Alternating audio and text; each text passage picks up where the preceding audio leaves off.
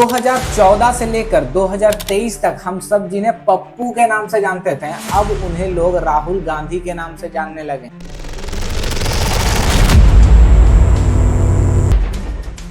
तो जिसे लोग निठल्ला समझते थे, नाकारा समझते थे, वो इतना ज्यादा सीट लेकर आ जाएगा, किसी ने सोचा भी नहीं था। वो होता है ना कि एक बच्चा जिसपे लोग किसी भी तरह का उम्मीद नहीं लगा के रखते हैं, सोचते हैं अरे ये तो बेकार है, जिंदगी में कुछ नहीं करेगा, वही आगे चलकर कुछ करके दिखाता है। स्वागत है आप सभी का शुभम भारतीय चैनल में। जो भी कहूंगा सच कहूंगा, देशद्रोहियों को नहीं सहूंगा। तो सबसे पहले हम जानेंगे कि एक इंसान पप्पू नाम से कैसे प्रचलित होता है और उसके बाद फिर अचानक से वो राहुल गांधी कैसे बन जाता है। आपके अंदर मेरे लिए गुस्सा है, आपके लिए मैं पप्पू हूँ। पर उससे पहले अगर यदि आप नए हैं हमारे चैनल पे तो सब्सक्राइब जरूर कीजिएगा और बेल आइकन को ऑल में दबाइएगा, बिल्कुल उसी तरह जिस प्रकार से आप लोगों ने वोटिंग के समय में ईवीएम बटन को दबाया था। तो आज से ठीक लगभग 6 साल पहले राहुल गांधी का एक वीडियो वायरल होता है जिसमें वो कहते हैं कि एक तरफ से आलू डालो और दूसरी तरफ से सोना निकालो। And I am 100% sure that all of you have seen that video. If not then I am replaying that. इस साइड से आलू डालो, उस साइड से सोना निकालो, इतना पैसा बनेगा, आपको पता नहीं होगा क्या करना है पैसे का। पर एक्चुअली में वो पूरा वीडियो नहीं था। अब आप ही लोग सोचिए कि अगर यदि एक पैराग्राफ में से किसी एक सेंटेंस को अगर निकाल लेते हैं, या फिर अगर एक सेंटेंस में से किसी एक वर्ड या फिर एक कपल ऑफ वर्ड्स को अगर यदि निकाल लेते हैं, तो पूरा का पूरा सेंटेंस का मीनिंग ही चेंज हो सकता है और पूरा का पूरा पैराग्राफ का मीनिंग ही चेंज हो सकता है। अब जैसे कि मैं एक एग्जाम्पल देना चाहूंगा कि मान के चलिए मेरा एक सेंटेंस है कि मैं कहता हूं कि मैं शराब पीना चाहूंगा मगर सिर्फ सपने में। अब मान के चलिए कि किसी ने ये जो आखिरी का जो कुछ लाइन था मगर सिर्फ सपने में, इसको काट के निकाल दिया, तो फिर क्या आएगा कि मैंने कहा कि मैं शराब पीना चाहता हूं और उसके बाद पूरा का पूरा जो है मेरे कहने का तात्पर्य ही बदल जाएगा, तिल का तार हो जाएगा। और बस यही सेम चीज हमेशा होता आया है राहुल गांधी के साथ। मगर अभी बस इतना ही नहीं है, ये वीडियो आने के बाद एक लगातार वीडियो जो कि राहुल गांधी को ट्रोल कर रहे थे वो आते जा रहा था। और ऐसा भी नहीं है कि सभी वीडियो मैनिपुलेट एक्चुअली में हो ही रहा था, बहुत सारा ऐसा भी जगह था जहां कि राहुल गांधी असल में गड़बड़ कर भी रहे थे। जैसे आप अभी इन कुछ वीडियोस को देख लीजिए। आटा 22 रुपए लीटर, आज 40 रुपए लीटर केजी। महात्मा गांधी कहते थे, सत्याग्रह की बात करते थे। सत्याग्रह का मतलब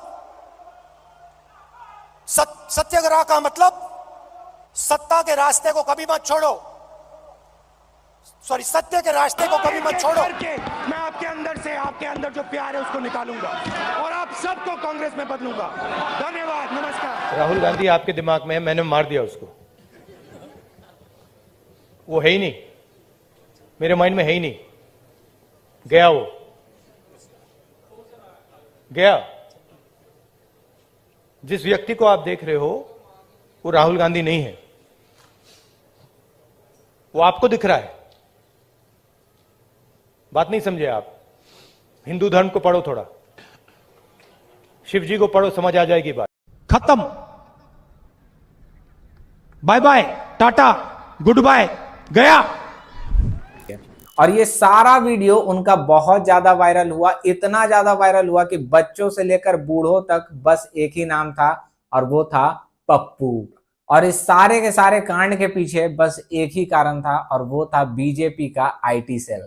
थोड़ी सी भी कमी को पॉइंट आउट कर देना, ट्रांसलेटर की गलती को पॉइंट आउट कर देना, राहुल गांधी को पार्टी का पनौती करार दे देना, उनकी अच्छी बातों को भी उल्टा करके दिखा देना, ये सारा काम रहता है आईटी डिपार्टमेंट और मीडिया वालों का।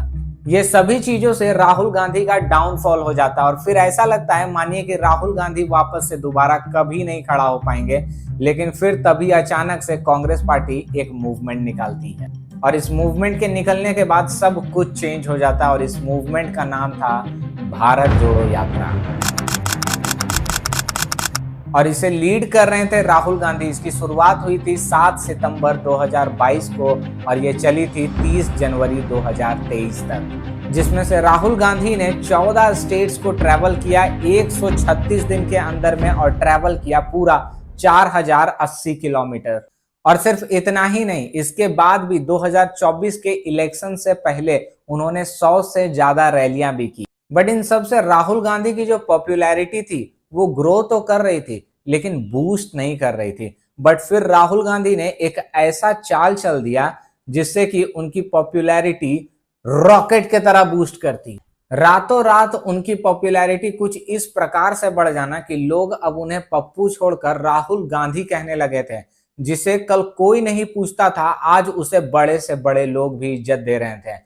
कल तक उसे लोग समझते थे एक बच्चे के तरह एक्टिंग करने वाला, ये क्या देश को चलाएगा, पर आज बच्चों से लेकर के बूढ़े तक उनके पांव में गिर रहे थे। दरअसल राहुल गांधी ने देख लिया था कि सोशल मीडिया ही एक ऐसा चीज है जिसने उनका करियर को बर्बाद किया था और अब इस बार उन्होंने सोशल मीडिया का ही सहारा लिया ताकि वो अपने करियर को बूस्ट कर पाएं। और ऐसा करते हुए उन्होंने बीजेपी का चाल को उनके खिलाफ इस्तेमाल किया और सीधा बीजेपी का जो है ना नस पकड़ लिया, एकदम ऐसे करके एकदम पकड़ लिया। 2024 के जनरल इलेक्शन होने से ठीक कुछ महीने पहले आपको हर तरफ दिखेगा कि सिर्फ और सिर्फ राहुल गांधी का ही एड दिख रहा है, सिर्फ कांग्रेस पार्टी का ही एड दिख रहा है। अगर यदि हम रील्स अगर चलाते हैं ना तो एक रील के बाद एक रील पता नहीं सिर्फ कांग्रेस का ही आ रहा है।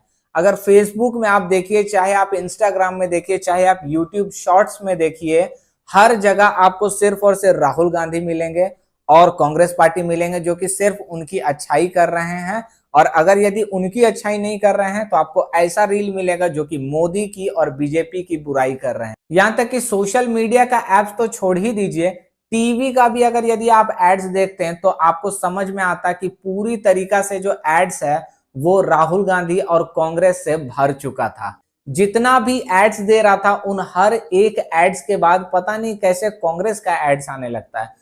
कांग्रेस ने ये किया, कांग्रेस ने वो किया, राहुल गांधी ये कर रहे हैं, वो कर रहे हैं। अरे भाई हर तरफ एकदम दिमाग खराब करके रख दिया था, इतना ज्यादा एड्स दे रहा था। ये सब कुछ हो करके ना मतलब इंसान के दिमाग को आखिर मैनिपुलेट किया जा रहा था।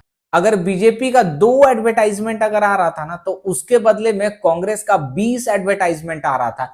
जितना भी न्यूज चैनल है, छोटा छोटा जो न्यूज वाले जो होते हैं ना, ठीक है, छोटे छोटे न्यूज वाले, छोटे छोटे यूट्यूबर्स जो कि न्यूज बताते हैं, ऐसा लग रहा था यार सभी को मतलब पता नहीं कांग्रेस ने सभी को क्या कर दिया, सभी सिर्फ और सिर्फ राहुल गांधी की ही अच्छाई की बात कर रहे हैं। और ऐसा लग रहा था कि राहुल गांधी का लहर नहीं बल्कि सुनामी आ गया है।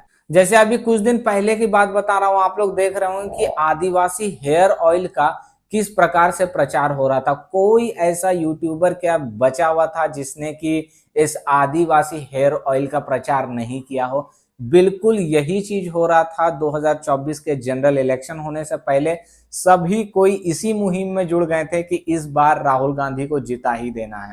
और ये तो सब कुछ मतलब ऑनलाइन हो रहा था, लेकिन अगर यदि आप धरातल पे भी अगर देखिएगा तो मैंने देखा, मैं आपको बता रहा हूं कि मैं जिस जगह में रहता हूं, जैसे कि मैं धनबाद में रहता हूं, तो ये जो इलाका था ये था बीजेपी वालों का। लेकिन जब आप पूरा रोड जब आप देखिएगा, ठीक है, रोड में जब आप पोस्टर्स देखिएगा तो वो पोस्टर्स पूरे के पूरे तरीके से कांग्रेस से भरे हुए थे। बीजेपी का अगर यदि आपको कहीं एक पोस्टर अगर मिलता तो उसके बदले आगे आपको 100 कांग्रेस के पोस्टर्स दिखने को मिलते हैं। तो यहाँ पे कांग्रेस ने सिर्फ ऑनलाइन ही नहीं बल्कि ऑफलाइन भी मेहनत किया था। इतना सारा जब एड्स लोग देखने लगे तो वो लोग खुद से ही प्रश्न पूछने लगे कि भाई एक ऐसा इंसान जिसकी पूरी दुनिया तारीफ कर रहा है, यार हम उन्हें पप्पू बोल रहे थे, नहीं अब से हम इन्हें प्रणाम करेंगे, अब से हम इन्हें राहुल गांधी कहेंगे। तो ये तो था पहला कारण राहुल गांधी का पप्पू से वापस से राहुल गांधी बनने का। लेकिन दूसरा कारण जो था वो था खुद बीजेपी वालों ने कांग्रेस वाले को बहुत ही कम आंक लिया था। वो लोग कुछ ज्यादा ही मतलब कि ओवर कॉन्फिडेंस हो गए थे।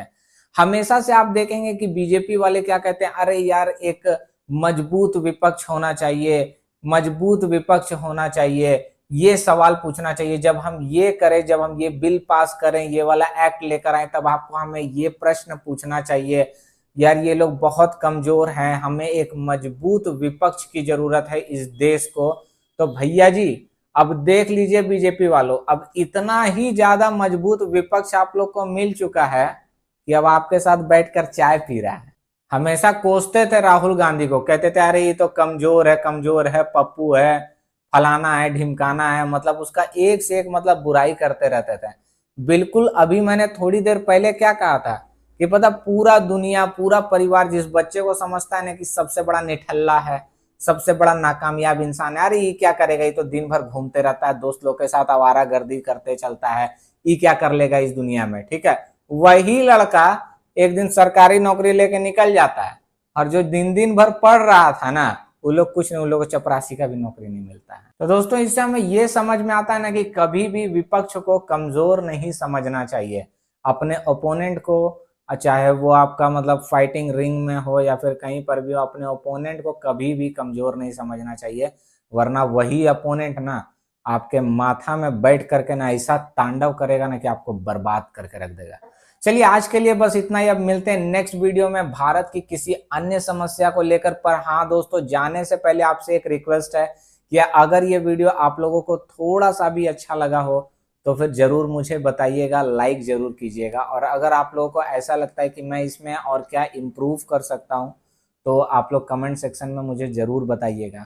अपना किसी भी तरह का सुझाव हो या फिर न्यू टॉपिक हो जो कि आप उसके विषय में जानना चाहते हैं तो वो भी आप चाहें तो कमेंट में जरूर बताइएगा। और अगर देश में जागरूकता बढ़ाना चाहते हैं तो फिर इस वीडियो को शेयर जरूर कीजिएगा।